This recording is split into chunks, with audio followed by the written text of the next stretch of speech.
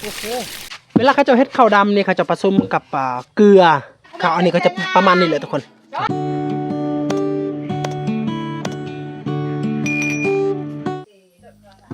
กราบทักทายสบายดีและสวัสดีพ่อแม่พี่น้อง FC เบิร์ดสุขคนที่เข้ามาติดตามรับชมให้กำลังใจนะทุกคนนะกาสำหรับ EP นี้กะเฮาอยากอัปเดตภาพบรรยากาศเฮาเตรียมงานก็คือเป็นงานนางเทินตอนนั้นก็เป็นงานที่เขาเจ้าแห่ประเพณีของเฮาได้เวลาเขาเจ้าแห่แล้วนะก็ต้องมาแกะอีกเพื่อสะดวกสบายในการไปมาหาสู่กันแบบนั้นนะทุกคนถ้าเฮาบ่แกะนี่เจ้าสาวนี่บ่สามารถไปขึ้นเรือนของพ่อแม่ได้นะเอามาเบิ่งบรรยากาศที่เขาเจ้าเตรียมงานก่อนอันนี้ถ้าเป็นภาษาของเฮาเอิ้นว่าจะเป็นแม่กอมงาดำนะทุกคนอันนี้ก็จะตำให้มันเป็นแป้งแล้วเอาเข่าตัวก็จะหนึ่งมันสุกแล้วแล้วเฮ็ดเป็นข้าวดำนะประกอบเป็นในงานนะจะมีส่วนเข้าในพิธีคือกันเลยถ้ามีเวียกมีงานก็ต้องมีข้าวอันนี้แหละทุกคนบรรยากาศโอ้นางหิมโอ้โหอ้าวมีหมู่แล้วเนาะอ้าวมีหมู่แล้วบ่อยู่โดดเดียว มีหมู่แล้วเนาะทุกคนนางเทินไปนี่กับนางหิมกับมีหมู่อีกได้อยู่ผู้เดียวนี่บ่ได้เงาต้องหาหมู่ก่อนเป็นอะไรนางหิมมีหมู่แล้วเนาะบ่เงาแล้วนางเทินไปกับมีหมู่อีกมาอยู่นำกันเอาเวลานอนก็นอนนำกันบ่นอนต่างกันทุกคนอันนี้หมู่แท้ๆของนางหิมก็คือนางเถินแต่ว่านางเถินไปแล้วก็เพิ่นก็ไปสอกขาหมู่ผู้ใหม่อีกก็คือนางด้นนางด้นนะก็เป็นน้องสาวของเบาเติมนี่แหละเดี๋ยวนี้ก็เป็นการเกียมต้อนรับงานของนางเทินเนาะแม่นบ่คิดฮอดนางเทินบ่คิดฮอดเอาตอนนั้นไปแห่นางเทินนะมือเฮือนนี่ไปนอนเลยบ่หรือว่ากลับนอนบ่นอนโอ้บ่นอนจักคืนน่ะนอนอยู่หั่นฮะใช่เด้าปิตังเกไม่เด้าไม่đau thân bị mới đau tư mới đau thân bị mới đau tưต้องbị đó chui kẹt đồ โบแมนตอนนั้นมือได้ละนางเทินมานี่มือได้มืออื่นบ่มืออื่นเนาะมือนี่จะเป็นการเกียมงานนอนเลยบ่อยู่นี่บ่หรือว่ากลับเฮือนจังหน่อยนอนเลยบ่เฮ็ดเวียกตลอดเลย24ชั่วโมงเนาะมันคืนเลยโอ้สูบยาเนาะเตรียมอะไรบอกกันเตรียมก็คือว่าแซ่บเลยทุกคนสอนกันบัดนี้สอนกันบัดนี้เฮ็ดบ่เป็นก็สอนกันแหละบัดนี้โอ้เด็กน้อยอยากกินบ่โอ้ยอยากกินบ่ล่ะ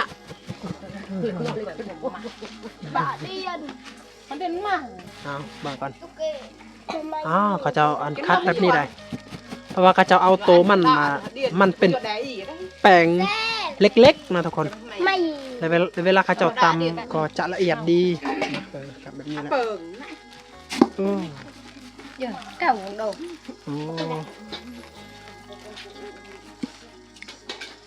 เอามาเนี่ยviệc nhà tạ ngày kia được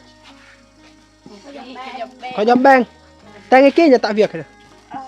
rồi đi há cân đi đào cân lăngเขาจะเฮ็ดเวียกกะหมดวันนะมื้อนี้เขาจะเฮ็ดเวียกตลอดวันเลยก็คือเขาเจ้าห่อข้าวต้มเนาะต้มแล้วว่าข้าวอันกว่าอับยินจ้ะอันนี้ไม่อับแบ่งไปอัพคนเยอะอับไปเยอะแบ่งไปคนเอาเลยจนดีปีด้วยคือนะดีปีตอนแรงจังหน่อยมันลกคนใกล้เนาะเอา หารของเขาเจ้าก็จะมีไก่เลยทุกคนไก่เขาเจ้าซื้อตามตลาดได้ตอนฮับมันพวกเคยหมามืออื่นนะกับอาหารเขาเจ้าตอนฮับเคยกับจะเป็นไก่นะทุกคนเอ๊ะเดี๋ยวจ้ากูไงตะเจี๊ย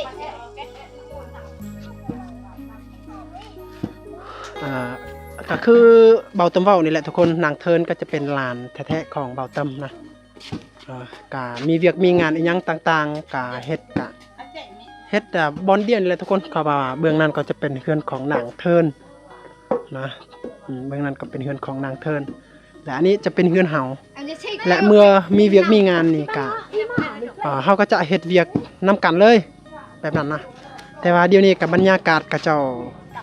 เกียมงานก็จะแม่นงานกับมื้ออื่นเด้อทุกคนเด้อ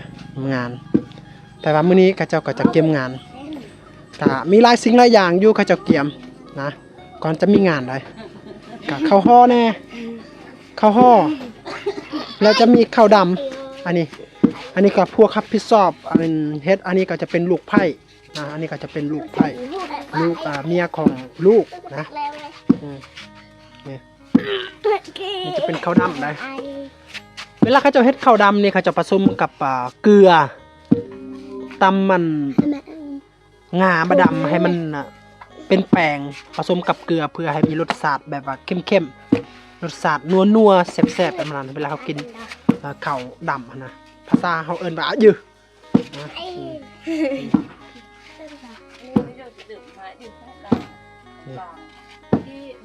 เห็นบ่พวกเด็กน้อยกะมาอยู่รวมกันแบบมีความสุขเลยนะนี่เป็นจังได้ล่ะยังจ้าอยู่เหรอยังจ้าอยู่เลยฮะเอาถามว่าเพิ่นอยากกินอะไรอยู่จะบอก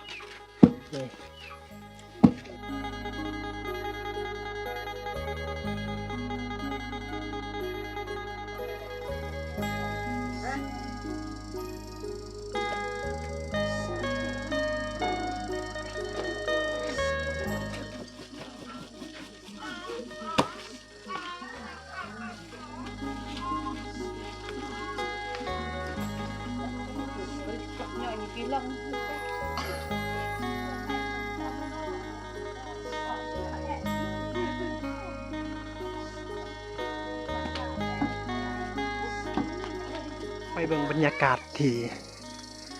เฮือนนางเทินกะดังเทินอยู่นี่กับวายูแล้ว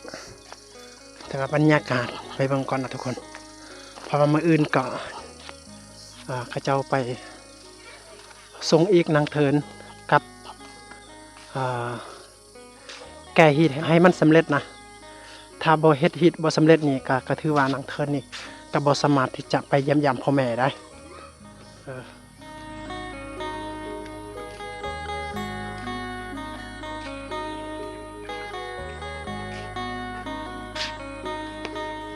โอ้โหอันนี้เขาเจ้าต้มข้าวที่เขาเจ้าห่อเป็ดในใบตองใบใหม่นะ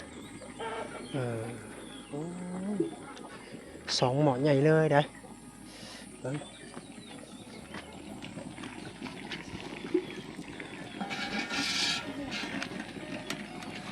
โอ้โหป้านี่มีกระจะเลยดอโอ้โหเอาทุกคนโอ้โหระวังได้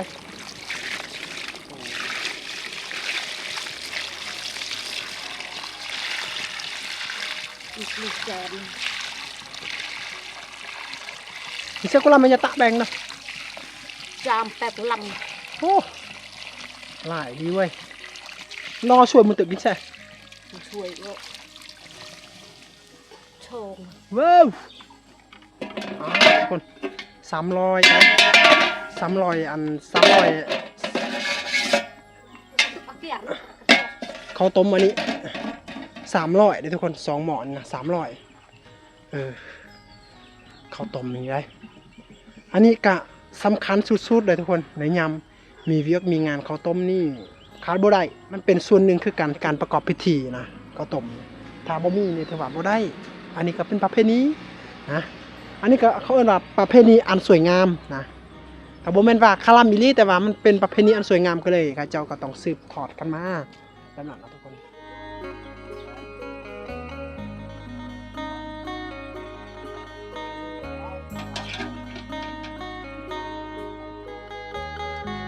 แจนแก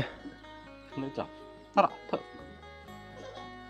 ขึ้นมาไหวน้ำจานขึ้นมาเถอะไอ้ถึงจานเก Rồi được cho cái đệm บางนี่เป็นการลอง Nó đạ ซิมเบิงครับมันสุกหรือบ่นะสุกกับประมาณนี้แหละทุกคนจะเป็นสีเขียวๆนี่ Cho lửa cái lửa lại โอ้กี่อ่อนเดี๋ยวแล้วมันจ้อ Cho nông cường โอ้เพิ่นว่ายังบ่ทันสุกดีได้ทุกคนกะพอได้อยู่พอได้ดูแต่ว่าก็ยังอีกประมาณ5นาทีก็คือสิสุกดีก็ให้มันฟดอันน้ำตัวเขาตัวที่เฮาเติมนี่แหละทุกคนให้มันฟดตัวนี้กะถ้า5นาทีก็โอเคอยู่นะเบิ่งลองซิมอันหนึง Nó to โอ้ยมีซิมแล้วเอาไว้โอ้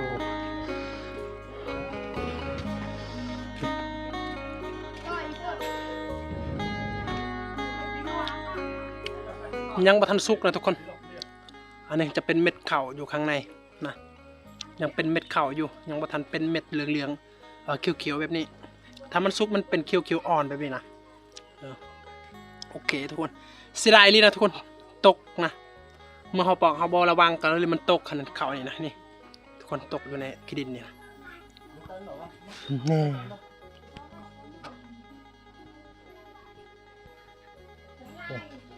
โอ้ยนี่ยังเป็นเม็ดข้าวอยู่โอ้เสียดายทุกคนเลยเล็กน้อยนี่เขาจะมักกินนี่ได้กาเขาจะบดใส่น้ำตาลนี่โอ้มันแสบกว่านี้อีกเนาะอันนี้ก็กินหอมใบตองอันนี้ซื้อ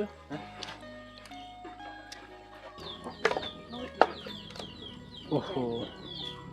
เลือกตัวมันสุกแล้วตัวที่ยังบ่ทันสุกเอาตัวมันสุกแหละเอาออกเลยแต่ว่าตัวใดยังบ่ทันสุกอะเขาจะเอาต้มคืนนี่มันบาบ Bà bà phải tặng anh cha.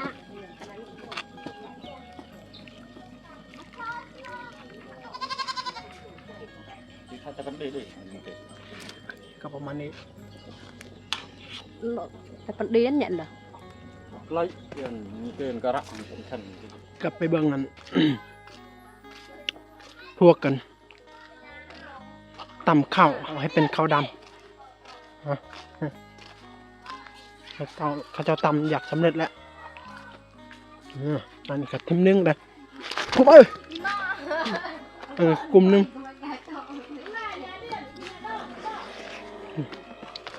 เดี๋ยวอย่ากรอมาเดียนมาน้อยไป Không chắc cả. Nó ăn nói nó. Chen. นี่จ้ะโอ้นี่ Thâu nó. นี่ประมาณนี้แหละทุกคนเฮียที่เกิดก่อนเกิด cho tí la này cha Cái nhà đặt na. ข้าวอันนี้ก็จะประมาณนี้แหละทุกคน มันเป็นดำๆแบบนี้ เขาจะผสมกับงาได้รสชาติของมันก็จะเป็นเข้มๆแน่เลยลองเบิ่ง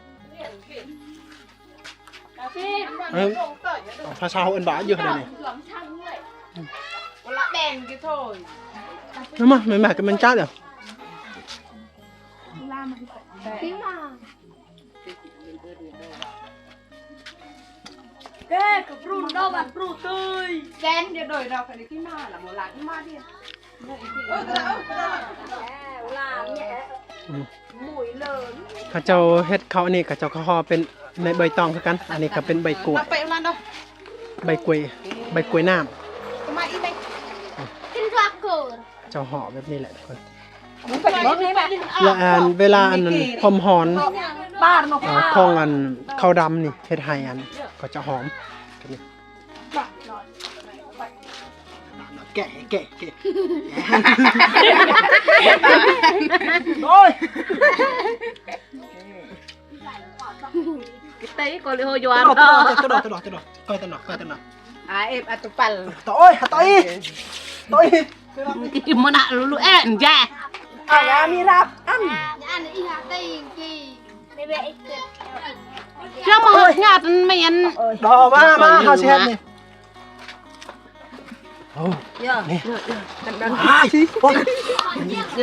dia lại mà lại cô làm ประมาณนี้แหละทุกคน Hôn hộ. biết bác hả họ à vào độ nhẹ kì biết khai về vậy độ đó được sang cái đó mà เนี่ยมันช็อกอันยากเป็นนะ Hãy sớm thôi. Em nặng có dao. hai tí nữa hẳn giờ sang cái nonยังอีก2หวด ที่เขาเจ้า1บ่อันยังบ่ทันสุกอันนี้แม่นหวดที่1โตมันสุกแล้วกะก่อนหนึงนะจะเป็นหวดหนึงก็ประมาณ8ปองนมหั่นเขาเจ้าอันปริมาณนะ8ปองข้าวสารและอันงานี่เขาเจ้าจะใส่กะ2ปองงานะเกลือกับประมาณ2ปองงากะเกลือกะประมาณ5บวงอันนี้2ปองงาและเกลือกับประมาณ5นี่และเขาเจ้าผสมคั่วให้มันแห้งหมดให้มันสุกหมดเกลือกับคั่วให้มันหมดคั่วหมดและนี่ก็คั่วหมดคั่วผสมน้ำกัน และเขาเจ้าก็จะตำก่อนอันนี้นะทุกคนนะตำก่อนอันนี้ให้มันเป็นแป้งแบบนี้แล้วเขาเจ้ามาตำผสมแบบนี้ bây giờ vậy แล้วมันเป็นงาแบบนี้เลย toมันฮะ ทุกคนนะ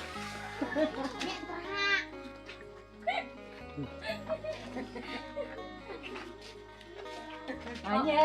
nhận cho หลายเลยนะ